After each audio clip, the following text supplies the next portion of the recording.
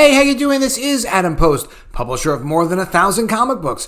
Today we're talking about how upset the MarySue.com is over David Zaslav. They have finally caught on that, yep, David Zaslav is not going to let them pull any culture war tricks on the DC universe. He's destroying things, he is firing people, he is laying down the law, and he is really making it known that there's going to be one person in charge of DC films and TV who are going to report directly to him and not through any other executives at Warner Brothers. And why is that? Because he wants content to be competent, good, and made for the fans. We're going to get into that article. Before we do, please do subscribe to the channel, click the bell for notifications, and give me a thumbs up when you like it. It really is a huge help. We're also going to cover this today, by the way, the rumor of massive rewrites for Aquaman and the Lost Kingdom, and how that could expand Ben Affleck's role as Batman to a supporting character. That is coming from Bounding into Comics. All right, let's get into the article.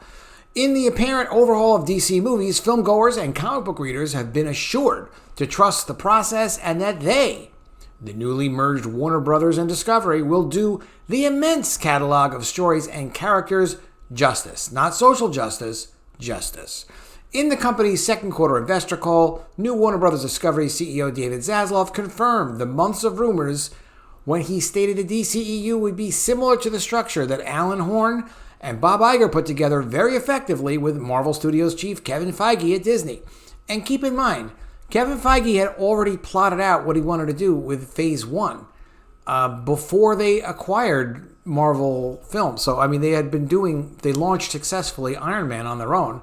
He knew what he wanted to do, single characters, true to the brand, true to the franchise, with a coherent feel between the Marvel movies, dedicated to pleasing fans. And that is what was established right before the films were acquired, the studio was acquired, Marvel Studios, inside of Disney. Just a few weeks later, news broke that the Lego movie director Dan Lin was in talks to head up that effort. With that news came a more alarming note in The Hollywood Reporter. It should be alarming if you want to mess with the content. The role would encompass overseeing not just film and television as well, with Lin reporting directly to Warner Brothers Discovery CEO David Zaslav, according to sources. So all of the DC is going to be reporting through one man to David Zaslav. What's the problem with that? Sounds good to me. I think there should be 3 people as a team doing it, but Zaslav knows better than me. Anyone even halfway paying attention to Zaslav's leadership over the last few months should be very concerned, apparently.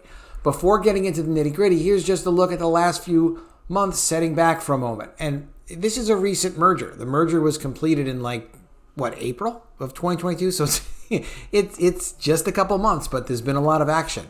From the top level down, Zaslav has made what they call terrible decisions. I think they've been great. And he signaled he's going to be making it worse for the social justice warriors by cutting a basically complete solo movie from one of the most recognizable women in comics, Batgirl, and a number of other projects at various stages of development to save a few $1 million in pandemic-related tax write-offs. This is not a few $1 million. This is $1 billion plus worth of cuts. We did a video about that earlier. So this is very substantial money. Now, they have lost, he says, tens of millions in market value. They've lost supposedly billions in market value, but it's not really attributed to cutting lousy content. It's attributed to economic conditions of the world, which the whole world is doing badly financially now. It's also attributable to AT&T shareholders, because AT&T shareholders got 70% of this newly combined company when the deal was finalized. They didn't get cash, they got shares. They didn't hold, they never bought into AT&T because of Warner Media. They want cash, and AT&T deliberately cut their dividend payments, their profit sharing to these AT&T shareholders. Not because they wanted to save the money. They have a lot of debt from Warner Media on their own AT&T they still have to pay. So it was expected, John Blown said so, that a lot of those shares would be sold. And a lot of them were sold. And, 70% of the company, with a lot of people wanting to sell, That's a lot of selling pressure. They also found out recently that the business projections that Warner Media gave to David Zaslav were not so good. They weren't quite on the money. So they're going to be like $2 billion in less cash flow, which is basically income before profit and other expenses against profit, overhead, things like that. So basically $2 billion less coming in to help pay bills. That's also damage to the company. Nothing Zaslav can do about that, except cut and destroy more stuff that's not profitable. So there you go. That's why he's cutting stuff. To cut costs and paying the animation, yeah, he also cut a lot of animation projects. That cut residuals.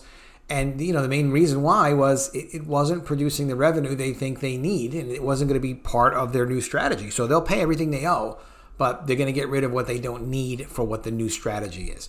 For fans of a particular multi-project director like Zack Snyder or James Gunn, things aren't looking peachy for them either. Because it all has to be coherent for it to be valuable. You can have success in one place, success in another place, but it's got to be coherent. So multi-project things, that's fine if it fits in with the overall strategy. If it doesn't, it's not fine. While Batgirl was directed by Bilal Fallah and Adil El Arbi, it was technically part of the Snyderverse due to J.K. Simmons' James Gordon character making an appearance. Also, when documentary filmmaker Leslie Iwerks asked Warner Bros. Discovery to license clips from the 2021 Justice League, the Snyder Cut, she was told the only Justice League that exists came out in 2017. So, no Snyderverse. In the second quarter call, they also stressed big intellectual property, when James Gunn will do the opposite, whether in the Marvel Cinematic Universe or DC Extended Universe. Decisions like these, on top of not great year for the box office overall, caused further delays in Warner Bros. Discovery projects. The mega studio is only releasing Black Adam and Don't Worry Darling this year. The reports as to why are conflicting, as to whether this is for changes to upcoming films, a budgetary issue, or a combination of the two. Aquaman, The Lost Kingdom, and Shazam, Fury of the Gods are now pushed back further into 2023, the same year as the dreaded Flash movie. And Zaslav seems to like the Flash movie, and he seems to be cool with Ezra Miller, so, Flash is coming out no problems, but Aquaman is going to be getting rewrites according to well-sourced rumors, because Zaslav didn't like it. That's all it takes. He's in charge. Another attempt at replicating Marvel. There's a sect of DCEU fans excited about these changes and a strongman approach. Strongman. Someone has to know what the overall aesthetic of the films is supposed to be, and someone has to look at the films not individually, but as a coherent group, if you want to be able to build momentum and expectation for every time when one of these projects comes out. It just needs to happen that way. These, quote, poor decisions by Zaslav, well, none of these decisions have been proven out to be bad yet. Sure, some of that is just because people who are mad at DC was starting to include more women and people of color. People don't care about that. They only care if stuff is good and true to the brand. And they're now happy about Batgirl's cancellation. Yes, we are. But I don't think this is most people. Well, I don't know what you even base that on. Instead, I feel this willingness to believe that this time company leadership will get things right for fans just comes down to rooting for any changes that might help your team when things aren't going well. No one's thinking in terms of teams. They're thinking in terms of how things are presented. And if you say Aquaman's focus is supposed to be fighting climate change in Aquaman 2, as Jason Momoa has said, that's going to be a problem for fans because that's ideological. That has nothing to do. Aquaman has never been about fighting climate change. If that's what Aquaman was always about, then fans would say, oh, cool, I'm anticipating this. But no, they're not interested in stuff that has buzzwords for social justice. There's not that much to debate. Let me know what you think about that in the comments below. For over a decade, people who chose the DC camp, when you don't need to take any camp in a battle between massive corporations, if it's a massive corporation, it should be our tool, not yours, have taken loss after loss. There have been some highlights. It's been a mess compared to the MCU, despite the MCU is far from perfect itself. Yeah, the MCU is going to start falling apart, obviously. The Wall Street Journal reports that a former colleague present when Zaslav took over Discovery in 2006 commented that his favorite phrase was command and control. What an executive. Gotta love it. And that he demanded immediate results. Under his leadership, in which 20% of the staff was immediately cut, TLC's image as an education network transformed into a reality-fueled one where you can gawk and say, thank God that's not me. Okay, it sounds good to me. Shows about strange addictions, severe health issues, people's weight, child beauty pageants, Romani people, named with slurs though, and super large families, many of which would include sex crimes hidden by the network, dominated. I mean, the thing is getting people to care about your content. If they don't care about your content, you can't make it. Law student Ada from Ada On Demand discussed this at the end of her video in TLC's Hot and Heavy. Hot and Heavy. The belief that this single bold man will fix everything. Yes. See that? Only one man. The single bold man will fix everything. Is modeled after Marvel and has really whitewashed many of the mini battles Kevin Feige and others had to wage against Marvel's Ike Perlmutter. Well, yeah, Kevin Feige was in charge of Marvel, but Ike Perlmutter was a huge... First of all, he was a savior of Marvel. Him and Avi Arad. If it wasn't for them, Marvel would have been God knows what. They saw the value in the properties and had to fight to keep them. And they also put a ton of money and time and energy on the line. And Kevin Feige wasn't there for creative freedom. Kevin Feige was there to execute on the plan. A lot of it was his, but it wasn't all just Kevin Feige. And he based everything on the editorial and the branding and the character development from the comics. I mean, let me know if you agree or disagree with that in the comments below, please. But it's also a microcosm of collective anxiety in many countries around the world about masculinity in a time of decades gender equity. Yeah, this is the kind of stuff we don't like. Masculinity is masculinity. Femininity is femininity. They are things. They are different. And we expect them, and we're going to make sure they stay different. You're not going to meld it all into one gender mess, it really seems to be the goal. This anxiety can be expressed in a much worse way. See the Manosphere and its most recent inductee, Andrew Tate. Andrew Tate is apparently great. You should search him up. Such as the rise of global fascism in the past decade. Fascism has nothing to do with masculinity. It has to do with government and corporations merging power to control the population with a single message. What better medium to dig your heels in than comics and like-minded movie franchises that largely fulfilled temporary fantasies? Some of this is normal, the author tells us. Unchecked, looking at you, Department of Justice, and others who are supposed to prevent monopolies, anti-competitive behavior is what happens in many, many mergers. This is something, I did a video about this a couple weeks ago. The SJWs and Congress have been trying to say, well, listen, if you control all of a comics universe, that's anti-competitive. It's like, no, you can create your own comics universe or your own comics characters. And I did it in the 1990s with Triumphant Universe.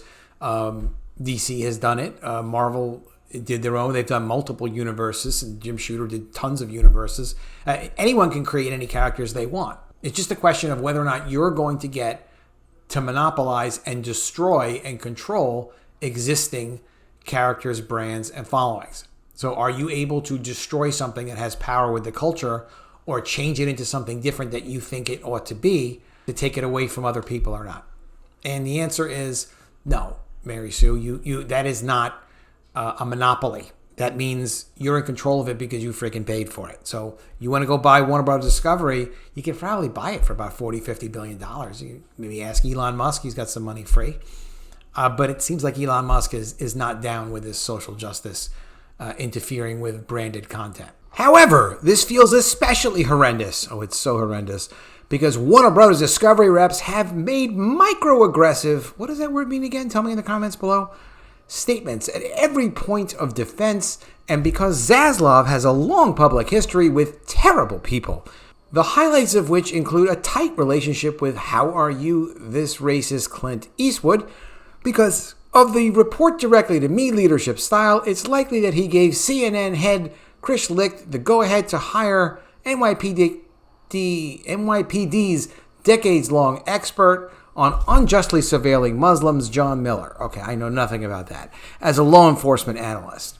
These last two should be surprising, as even before the news of all the cut movies and projects started to emerge and the trend was very clear, Zaslav has made some pretty clear statements about whose voices and stories he thinks have value, monetary or humanity. Instead of allowing creatives to tell stories and support the voices of talent, which, by the way, you should never do that. No, creators can create their own content, but if you have to write checks, you want to respect creators, but there's a job to do, and you got to make commercial content. If it's not going to make money, then you're stealing from shareholders. Shareholders are financing all of this. You're not allowed to just make stuff that makes creators feel happy. You do that as a reward for creators sometimes, and that's nice, but the work has to be commercial. People have to buy it. So Zaslav and the company are shifting values, similar to Netflix, to appeal to viewers upset about diversity who see young people and people of color as whiners. Well, you're whining while you're saying this, so I mean, While pre-merger Warner Brothers had been working to diversify all parts of their staff and stories, and not doing that well financially, the Discovery Network was half as ethnically diverse. Okay, is that a measure? I guess it is. As is often the case in mergers, lots of people are getting fired, and while there's no headcount as to what these numbers look like for the average employee at the new Warner Brothers Discovery, at the top level, it's been a bloodbath for people of color, especially women. This has caught the attention of lawmakers, advocacy groups, shareholders, and subscribers. Well, nobody who's making good money for the company and really contributing to the company is getting fired at Warner Brothers Discovery. They're just not. And if you have the name of one person, go ahead and give it to me. And look, there could be a case where someone's super capable, but they just don't need that person anymore. It's always been that way. It's not recent. It's always been that way. Also now, going on to bounding into comics, rumor, massive rewrites for Aquaman and the Lost Kingdom. Now, why would there be massive rewrites? Well, we heard a couple weeks ago David Zaslav was happy with The Flash and not so happy with Aquaman. A new rumor is claiming Aquaman and the Lost Kingdom is undergoing rewrites at this stage of its production, and they are said to be massive. Well, Jason Momoa did come out and say, hey, Aquaman 2 is about climate change. I'm like, all right, well, we see a lot of climate change. It's not a big seller. It's also something that just stands out from the brand of Aquaman. Yes, he's in the water. Yes, he would care about the climate on some level for sure. But tell me if I'm wrong in the comments below. I don't recall Aquaman being obsessed with the climate. So you kind of can't make him about that because then you're changing the entire brand. Doesn't work. Mary Sue. This information comes from noted DC scooper Sil Abdul, who previously scooped that Ben Affleck would be in Aquaman 2. Pretty good. Before the story got out, and that Henry Cavill filmed a Superman scene in August for Black Adam. I mean, that's pretty good. Abdul shared what he was told by his sources in a YouTube short. He must have a great YouTube channel. Make sure to subscribe to it. Saying there's a major script rewrite coming for the delayed sequel and ramifications for how the characters are going to be portrayed. He added that the new Warner Brothers regime is trying to make the film a better fit with their vision for the DC cinematic universe, makes sense, which they're only beginning to retool, so they're going to have to be in flux. Still, changes are expected to be evident as soon as Black Adam. That's great. I know a lot of people looking forward to Black Adam.